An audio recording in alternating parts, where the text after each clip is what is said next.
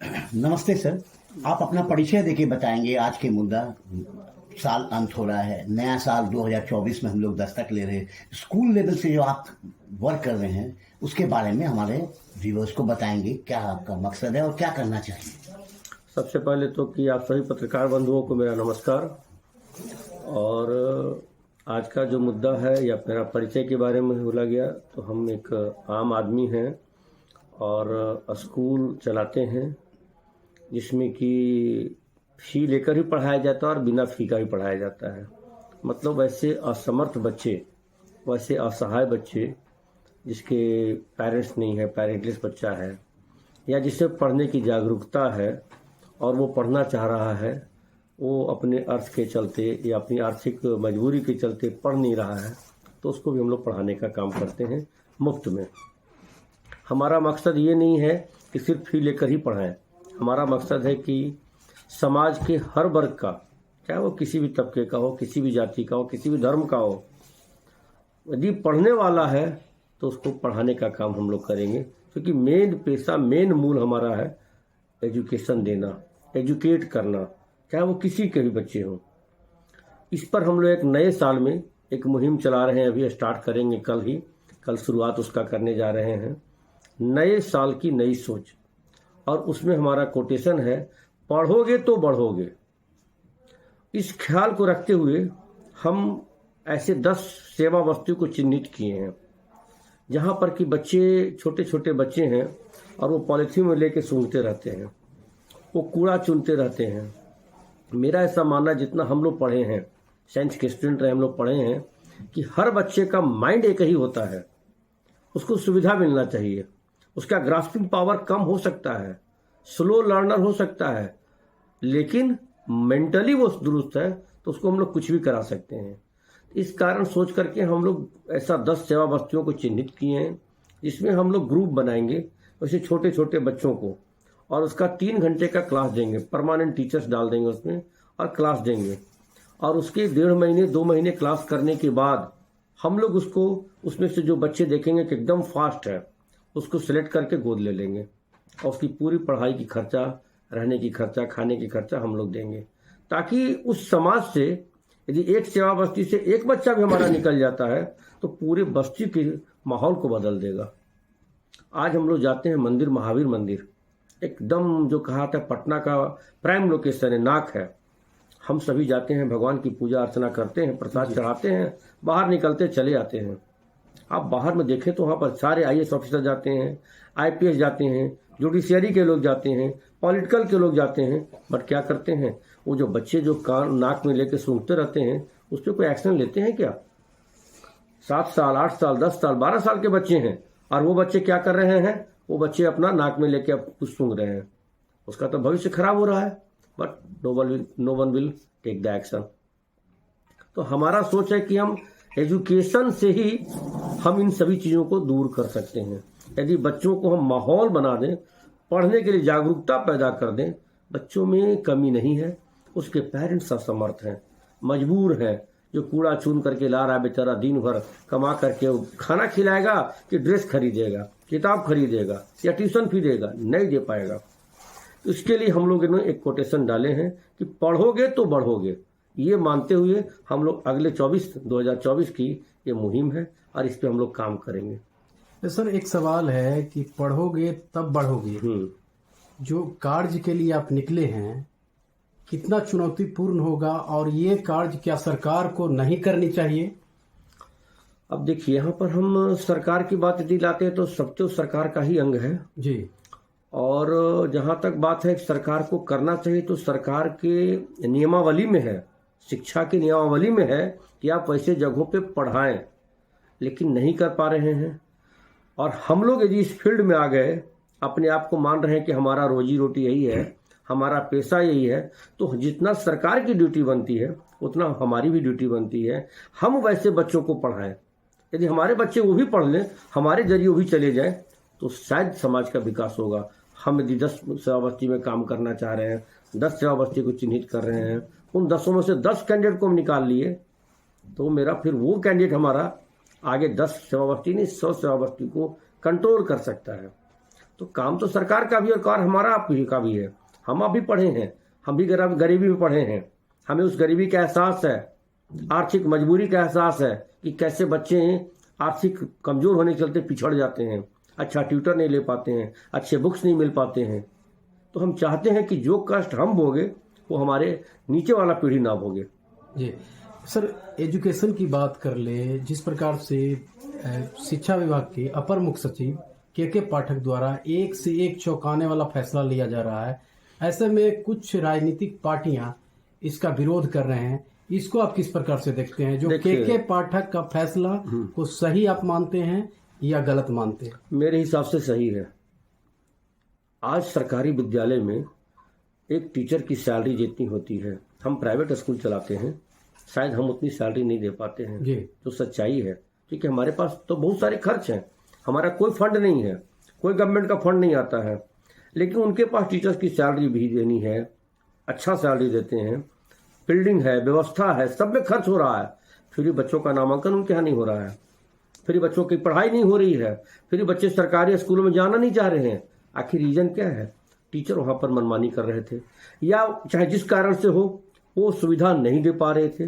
तो के पाठक जी का जो अभी भूमिका है, यदि ये भूमिका रही तो शायद हमारा फिर 20 साल पहले वाला सरकारी विद्यालय हो जाएगा, जहां पर कि हर टीचर अच्छे पढ़ाएंगे और बच्चों की संख्या भी अच्छी जुटेगी।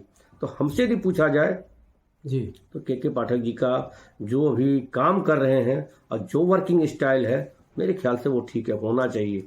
लोगों में सुस्ती आ गई थी, हम लोग भी बिहार बोर्ड के पढ़े हुए हैं, सरकारी विद्यालय में पढ़े थे, उससे बिना किसी ट्यूशन के। अब प्राइवेट स्कूलों में इन दिनों काफी फी बढ़ते जा रहा है, और मीडियम क्लास के लोग, बड़े लोग तो खैर अपने बाल बच्चे को पढ़ा लेते हैं, मीडियम क्लास के लोग कहीं न कहीं प्राइवेट स्कूलों में सक्षम नहीं कर पाते हैं, और लोड दे दिया जाता है फी के माध्यम से, फिर किताब के माध्यम से।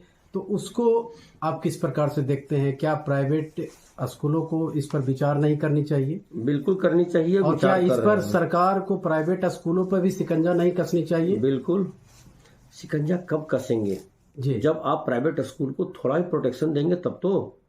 प्राइवेट स्कूल भी जितने लोग चला रहे हैं, पूरे बिहार की बात हम करें तो जी, हर वो मजबूर इंसान था जी, जो कि पढ़ लिख करके बेरोजगार था, उन्होंने अपने खून से सींचा है, पसीने से सींचा है विद्यालय को, अपना घर द्वार को बेच करके, जमीन बेच करके एक विद्यालय का निर्माण किया है जी।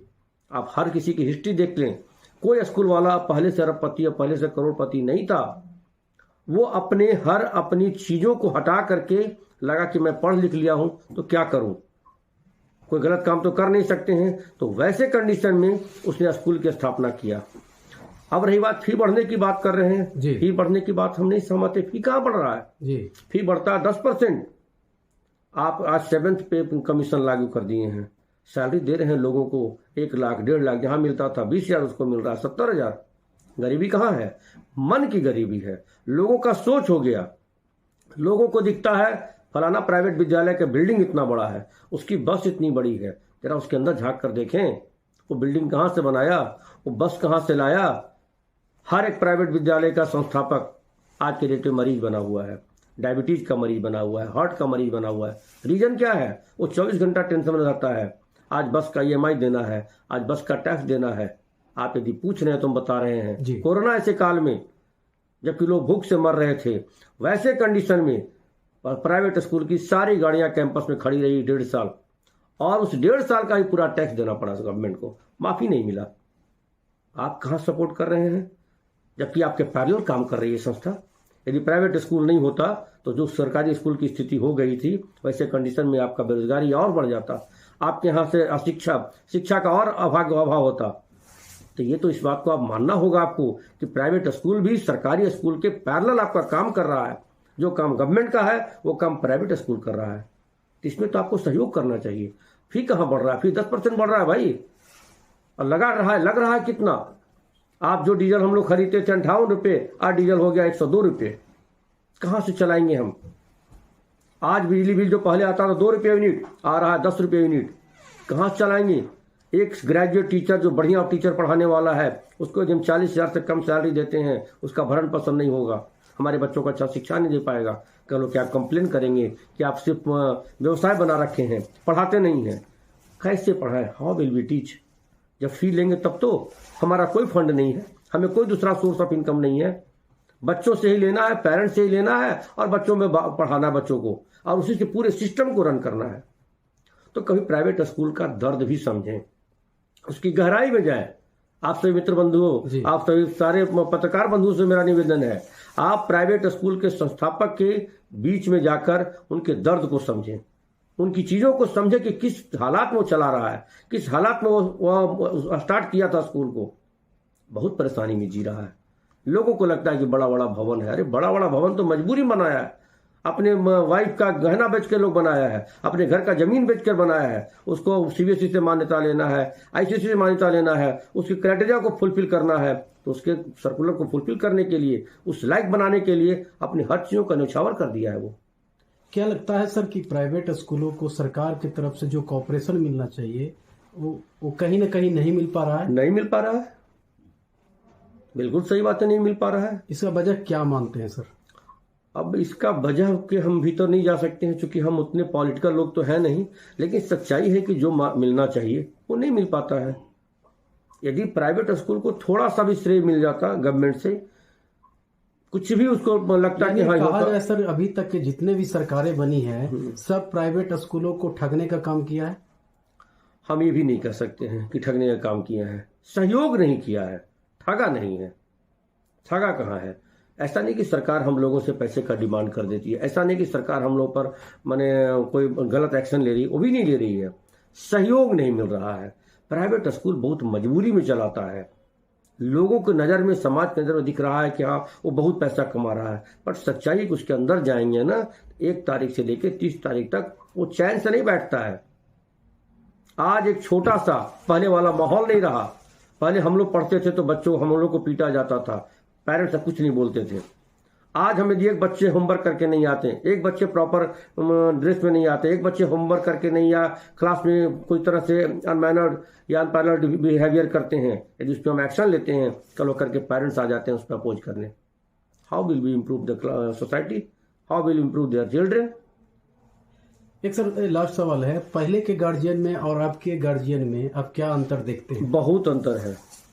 अभी बच्चों को पढ़ाने की ज्यादा जरूरत है हमें गार्जियन को मोटिवेट करने का, गार्जियन को काउंसलिंग करने का। उनके माइंड में ये सेट है ना जी कि हम पैसा दे रहे हैं तो हमारा बच्चा जो चाहेगा वो करेगा। उनको ये नहीं लग रहा है कि हम पैसा देके सिर्फ ज्ञान लेने के लिए दे रहे हैं। और हर स्कूल संस्थापक, प्राइवेट स्कूल की बात मैं कर रहा हूं, हर स्कूल संस्थापक के लिए अपने बेटा बेटी से बढ़ करके उसका स्टूडेंट होता है। अपने बेटा बेटी उसकी सिर्फ उनकी पहचान बनेगी, उसका नाम बनाएगा, लेकिन हमारे स्टूडेंट जो है वो हमारे कैरियर है, वो हमारा फ्यूचर है, वो हमारा पहचान बनाता है। हमारी पहचान उससे है। तो जितना दर्द अपने बच्चों से नहीं होता है उतना अपने स्टूडेंट से हम लोग करते हैं। जितना प्यार अपने बच्चों को नहीं करते हैं उससे ज़्यादा प्यार हम स्टूडेंट को करते हैं। लेकिन इस बात का एहसास पेरेंट्स को नहीं होता है। उनको यदि पीट दीजिए एक दिन, कोई टीचर यदि पनिशमेंट दे दिए, कल होके वो चले आएंगे। आपने पनिशमेंट क्यों दे दिया? अरे बच्चा पढ़ाई नहीं कर रहा है, उसको डांटेंगे नहीं, पीटेंगे नहीं, बोलेंगे नहीं तो कैसे पढ़ेगा वो? अभी बहुत जरूरी है जी। उनका मानसिकता को बदलना होगा कि हम बच्चों को स्कूल में भेज रहे हैं, फी जमा करें तो पढ़ाई के लिए भेज रहे हैं। वो सिर्फ फैसिलिटी चाहते हैं, कोई उन पर अपोज ना करे, उन पर कोई एक्शन ना ले। ऐसे पढ़ाई नहीं होगा। पढ़ाना चाहते हैं तो थोड़ा तो एक्शन लेना पड़ेगा। आज के पाठक को सब लोग गलत कर रहे हैं, मेरे हिसाब से बहुत अच्छे कर रहे हैं वो।